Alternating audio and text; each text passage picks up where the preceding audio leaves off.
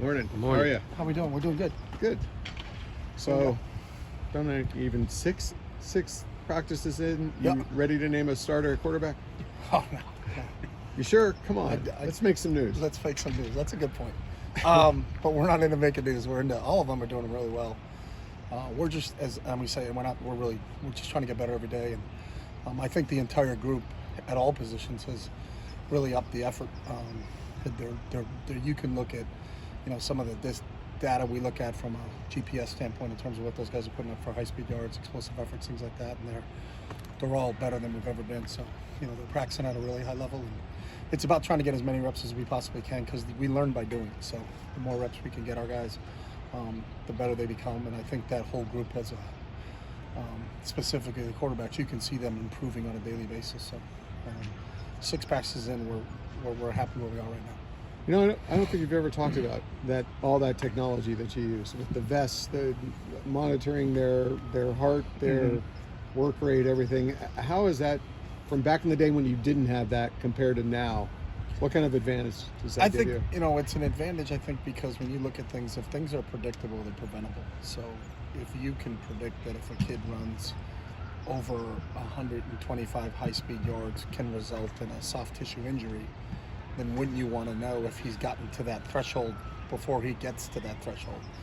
So there's times in practices where we monitor our players in real time when KB and our strength staff will tell us, hey, Colson Yankov's at 125 right now, so we may not let him go in the last period of the day because we know through science that overuse injuries, when it comes to soft tissue injuries, usually those injuries occur towards the end of a training session. So you can actually get hard data on how many yards they've covered so far. On the flip side of that is if someone can get injured because of underuse. So if you look at, we had a player in the NFL that pulled a hamstring, but then we went back and looked at those 6 games before that, 6 weeks before that, and he had never gotten to 75% of his high-speed velocity in practice. And then he went out in a game, and because he wasn't ready to play, he had a hamstring injury. So you'll see some of our kids running post-practice. It's not a punishment. It's just to make sure that they're getting the amount of yards they need to get to keep their fitness level. So we use all that stuff right now, whether it be a heart rate monitor or the GPS stuff, just to be, to try to eliminate the soft tissue injuries. There are certain injuries in this game that you can't prevent. If someone gets hit the wrong way, they may break a finger. You can't prevent that. But the soft tissue injuries are things that we don't have a ton of. It's because we really try to stay on top of it from that standpoint. So you have personnel monitoring all the players in real time? I mean, is this like a big headquarters with all these screens? No, it's like just a computer. The FBI. It's just a computer, and it's just really how far they're traveling distance-wise. It's just GPS is everything we monitor that way. How far you go in the What's practice? that? GPS. I go steps. So as you get older, it's steps, not Yeah, I know yards. that. I got you. When did you start implementing all that stuff?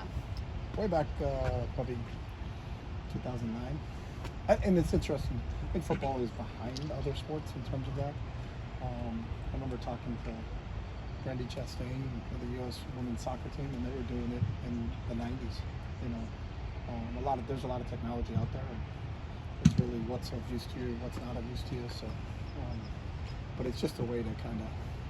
Sometimes you can eyeball it when you have an idea, like, hey, he's looked like he's worked really hard. Other times, some kids are so efficient in their movements, it doesn't look like they're working hard, but they're actually working very hard. So I think sometimes it can reveal something that the naked eye can't see. But it's real data, it's science, so that's kind of what we try to base everything on. As far as some of your receivers go, Braden Pegan, Ryan Craig, and they look like they've both been heavily involved these first 2 weeks. How have they developed over the year you've had them? Both those guys have done a really nice job, and then I would say for that whole group, they're all heavily involved. So I think when you look at the rep count of all our receivers, one of the byproducts of how we train is that everybody gets reps. So we're limited in the rotation with the offensive line of just being 2 deep, but almost every other position we're 3 and 4 deep. So those guys are all getting a ton of reps. That's one of the reasons we do so many team sessions, half line, 7-on-7s, groups, things like that, so that we can get actual live reps. And when you have that many players, it's why we can practice for the full amount of time that we had. Our first year here, I think we had 60 kids in spring ball. We actually putting spring ball up, started before break, and had to take a 2-week rest and then try to start back up just because we didn't, we couldn't train at the level we wanted to train at. Now when we have almost 110 guys out here, we can do that. So I think that whole group's doing well.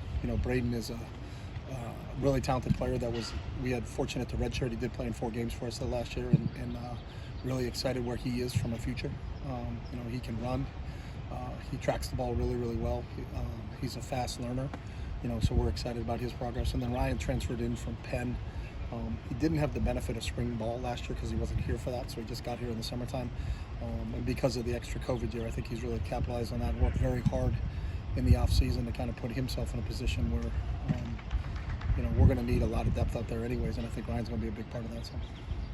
Chip, what have you seen from college league? You talked about the difficulty at times in adjusting to a new system, from coming from where he was, and what have you seen as his development so far? Yeah, I think Colin's unique in the fact that he's probably played the most snaps at the quarterback position at the Division I level, even more than Garbs, because he was a starter at Kent State.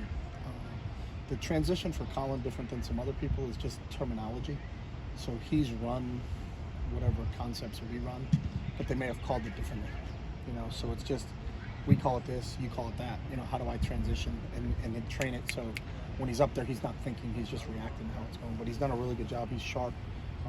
He's a good student. Really does a really good job in the classroom. He's a student when it comes to football.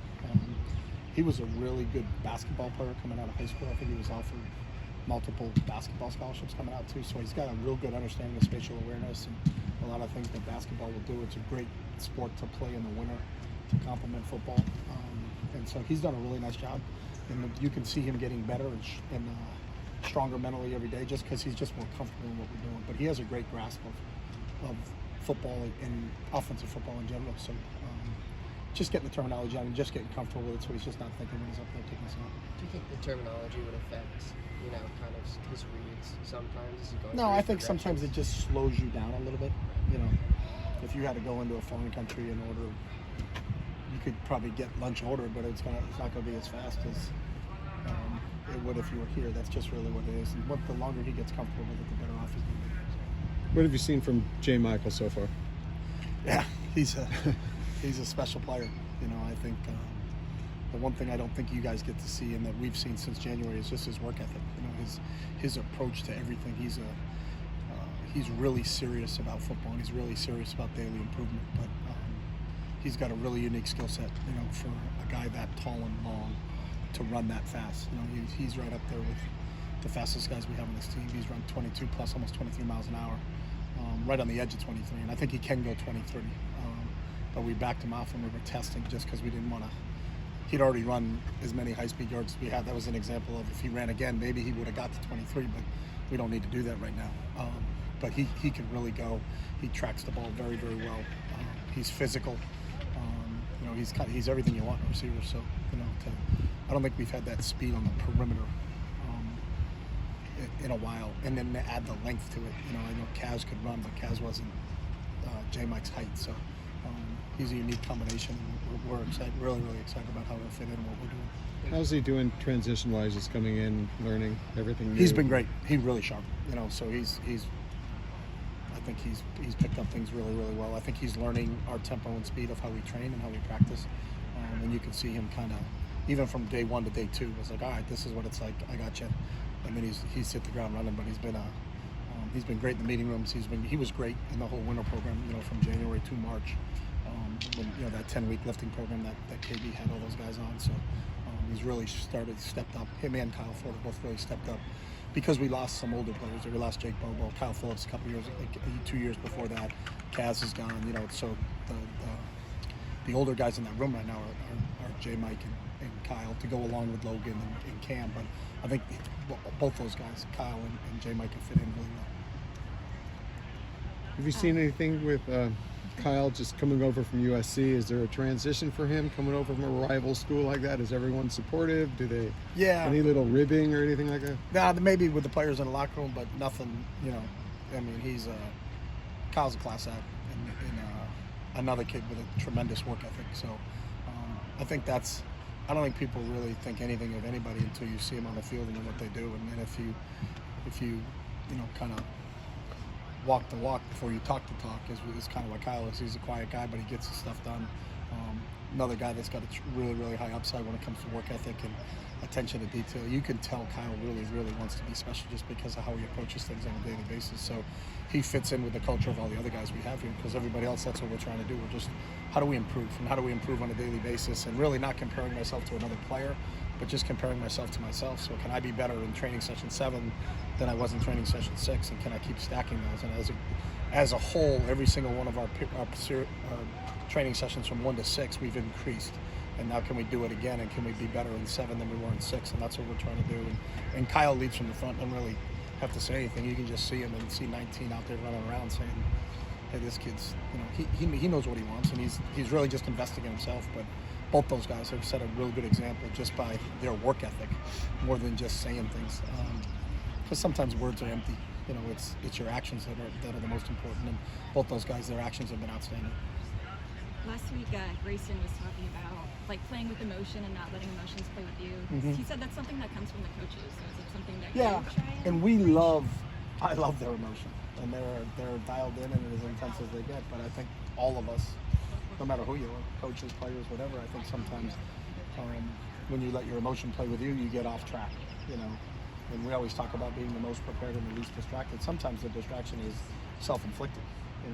We didn't like a call, or we thought we were getting held. We're worried about that, but the most important thing is to play the next play. Our definition of mental toughness is the ability to move on to the next most important thing. And I think sometimes when Grayson or Gabe got held, they let that affect them. When you get to the next play. What they've done this spring and what they've done in the offseason have been unbelievable, of being able to move on to the next play. They're two of the most mentally tough guys we've been around, and they've really shown that. All right, you held me good. What's the next snap? I'm gonna beat you on the next one, and they're doing a great job of that. And that's really what we talk about, is playing with emotion, because I don't want them to not play with emotion. Their emotion is one of their biggest strengths, but to channel it into the right area and in the right direction.